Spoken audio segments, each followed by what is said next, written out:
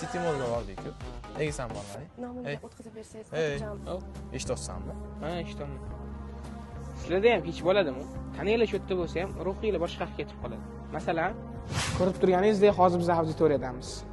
Bu yoq tomonga nazar tashlasangiz, xuddi dars bo'lmayotganga o'xshaydi. Lekin bu yoq tomonda ustoz jonlarini berib dars o'tyaptilar.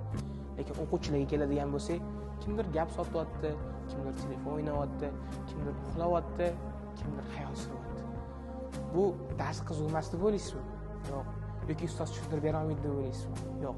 Buni hammasiga dopamin sababchi. Dopamin bu miyada ishlab chiqariladigan modda bo'lib, bu rohatlanish hamda motivatsiyada katta rol o'ynaydi. Rohat so'ziga e'tibor berdingizmi?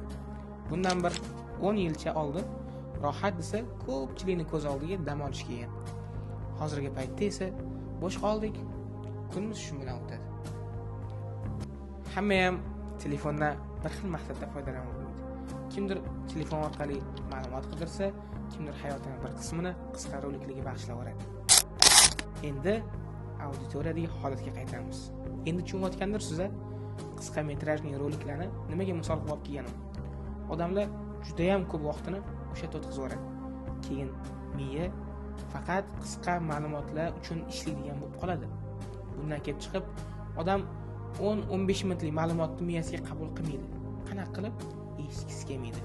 Tanasi shu yerda bo'lsa ham, ruhi boshqa yoqda, ya'ni fikr xayoli ketadi.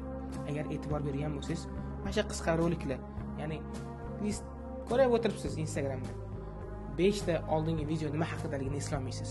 Bu degani uje sizga ta'sir qilyapti.